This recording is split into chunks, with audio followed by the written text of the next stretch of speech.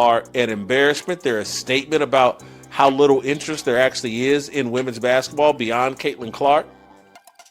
The fact that they can't reach a CBA agreement and be confident that there's actually going to be a 2026 season of the WNBA because these idiots, Angel Reese and the rest are like, oh man, if y'all not paying us $1 million, $2 million a season. The WNBA's ratings aren't just disappointing. They're catastrophic, revealing a truth the league doesn't want to face. Without Caitlin Clark, fans simply aren't tuning in. What makes the situation even more alarming is that the very players who have benefited from her star power and leveraged it into higher salaries are now threatening to disrupt the entire 2026 season. Their argument? They believe they deserve NBA-level pay while performing in arenas that are largely empty. Nope, not good enough. We're not budging. We're not negotiating. The entire season is up for grabs. And here's how they got there. This group of women, delusional, allowed Nafisa Collier, whose husband and her and Breanna Stewart have started a rival league to the WNBA.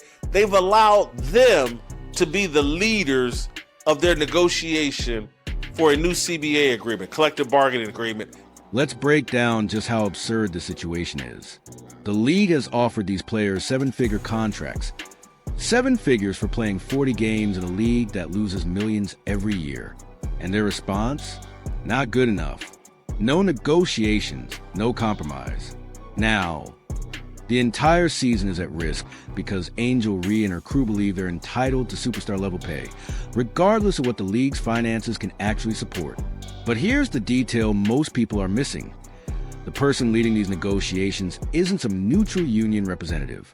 For women, delusional, allowed Nafisa Collier, whose husband and her and Breanna Stewart have started a rival league to the WNBA. They've allowed them to be the leaders of their negotiation for a new CBA agreement, collective bargaining agreement in the WNBA. People that have started a competitor to the WNBA are leading the negotiations for a new WNBA contract.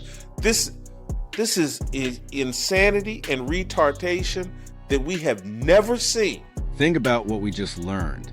Nafisa Collier, whose husband runs the Unrivaled League, a direct competitor to the WNBA, is leading the collective bargaining negotiations for WNBA players. Her business partner, Breanna Stewart, is right there with her. They've literally started a rival league, and now they're in charge of shaping the WNBA's future. It's like Adam Silver letting LeBron James negotiate the NBA's CBA while LeBron simultaneously launches a competing league. This isn't just a conflict of interest. It's sabotage disguised as player empowerment, and somehow the other players are going along with it. Let's replay Nafisa Collier when she was talking tough and everybody's applauding her. You go, girl. Kathy Engelbert, they're not paying you guys what you're worth, and we're not paying Caitlin Clark what she's worth. Play the league believes it succeeds despite its players, not because of them. I have the privilege of watching my husband run a league where he has to balance 100 different things at once. I won't pretend the job is easy, but even with all of that on his plate, he always takes the time to reach out to players when he sees an injury, whether it's unrivaled or even during the WNBA season. That is what leadership looks like. It's the human element. It's basic integrity, and it's the bare minimum any leader should embody. Now, watch this clip closely. This is Nafisa Collier's big moment. Her chance to explain why the WNBA supposedly needs new leadership. And what is her devastating critique of Commissioner Kathy Engelbert? That Engelbert doesn't call players when they get injured. That's it. That's the leadership failure being used to justify potentially blowing up the league. Meanwhile, Collier's husband, who runs a rival league that drew 30,000 viewers for its championship game, is hailed as a visionary simply for sending congratulatory text messages. This isn't serious criticism. It's feelings over facts, emotion over economics. And it's exactly why women's sports continue to struggle under the weight of their own delusions. Built for this type of leadership. It's all feelings over facts. It's there's no logic here. Hey, just pay us what we want. I don't want to hear about paying us what's sustainable. Just pay us what we want. We feel like we're owed this amount of money. And we've convinced America that 23 and 24-year-old women coming out of college, that paying them $70,000, $80,000 a year for a 4-month job is... Here's the reality check these players desperately need. $70,000 for a 4-month rookie job straight out of college isn't oppression. It's not exploitation, and it's not proof of systemic discrimination. For most Americans with a college degree, that would be a dream starting salary. And these athletes are earning it to play basketball in a league that operates at a massive loss. Comparisons to men's sports are deliberately misleading. NBA rookies make millions because the NBA generates billions in revenue. The WNBA loses money and is entirely subsidized by the NBA. Every dollar these players earn is essentially charity, whether they want to admit it or not. Well, you should have been a basketball player. Or these women are great basketball players and they deserve more than that. No, they don't. I went into a profession that at the time, sports journalism, the newspaper industry, that was turning a profit. And they paid me $5 an hour. And I didn't complain. I thanked them. But the Bloomington Herald-Times was turning a profit. The WNBA loses millions of dollars a year. And I got a 4-month job that pays me $75,000. I'm undervalued. I'm underappreciated. I've been mistreated. This is the newspaper industry was turning a profit while paying $5 an hour. The WNBA, on the other hand, loses millions every year and pays rookies $75,000 for 4 months of work, plus housing, travel, and benefits. One of these situations was actual exploitation. The other involves players who have convinced themselves that losing money on their behalf is somehow unfair.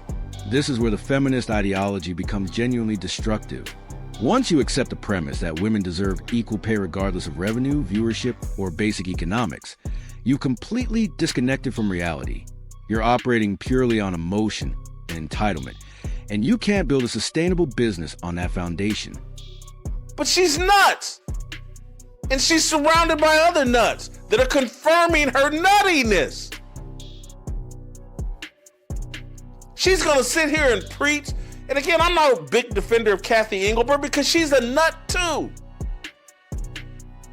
But sitting there holding a press conference scolding them because your husband is the president of the unrivaled league and he's now smarter than her and he knows more about what to do than her. Are you kidding me?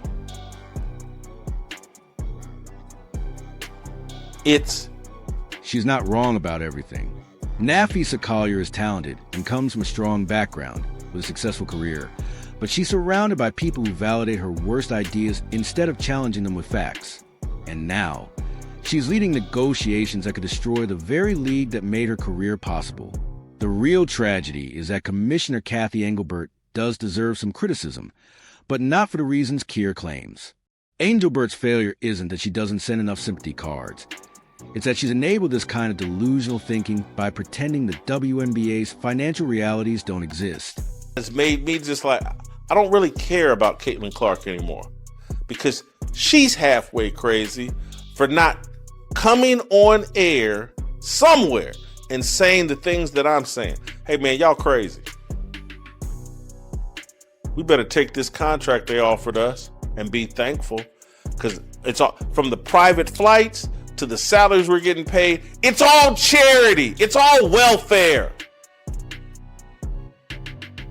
And let's be appreciative. And then once we start making real money, then we'll go for the stupid superstar contracts like the NBA players have. But we're not there yet.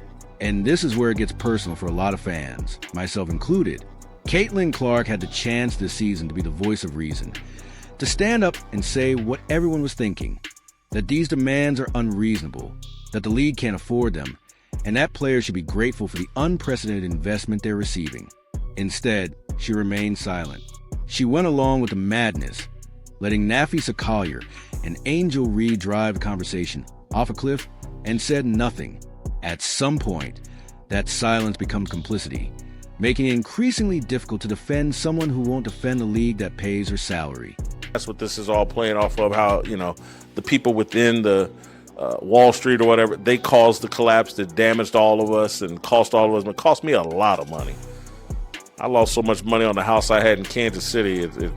Anyway, but here's Megan Rapinoe in her latest commercial begging for LeBron James to come over and play basketball in the WNBA and for Messi to come play soccer against her. But anyway, play the clip. When you're young, you believe that you can do anything. And then the world tries to set limits for you. Tell you what's allowed, What's normal? who you're supposed to be. But on the field, the track, the court, Here, you get to be exactly who you are. Because at our core, we're still the kids who just want to play. The go big game changers. The living, breathing fabric of this country. Supporting trans youth isn't just about sports. It's about freedom. On and off the field. it's more than a game.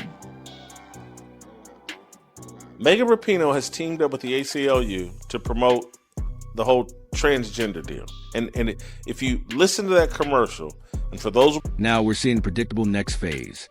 The ACLU commercial featuring Megan Rapinoe promoting transgender athletes in women's sports.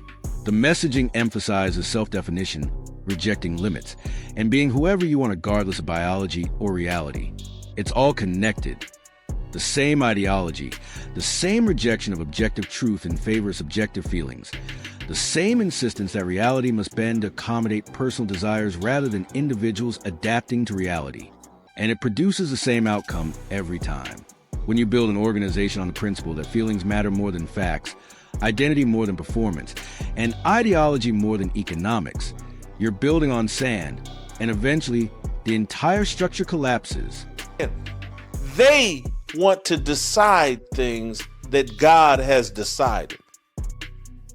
It's not about you. And so if you're a Christian, or if you have a brain, you consult the maker, the owner, the creator. You let him define you. But this whole movement is about, I get to define. I'm my own God. Yes, I have a vagina and a clitoris, but I get to decide I should really have a bat and balls.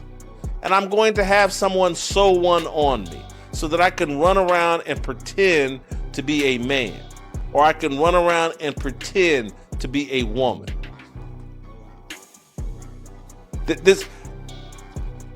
And you wonder why things around them are collapsing? They think they're the makers. They think they're the creators. They think they're their own gods. And that's why everything that they build collapses. And that's why women's sports are going to collapse, because the delusion of women, the whole feelings over fact. The WNBA had a golden opportunity this season. Caitlin Clark brought record viewership, sold out arenas, and mainstream attention. The league could have built something sustainable, but they squandered it. Jealous players attacked their biggest star. Union leaders with conflicts of interest torpedoed negotiations. Now, the 2026 season could be at risk. Fan loyalty in women's basketball is fragile. People tune in for stars like Clark, not for the league itself. Without the WNBA, these players have almost no platform or audience. Nafisa Collier is demanding salaries that require 10 times the current viewership and threatening to cancel the season if she doesn't get her way. This isn't sexism. It's basic economics. The WNBA loses millions, and the NBA's subsidy isn't unlimited. If these players force a work stoppage, the league could collapse. So here's the question. Are WNBA players fighting for fair pay? or destroying the very league that made them stars? Drop your thoughts in the comments and hit subscribe. Will there even be a 2026 season?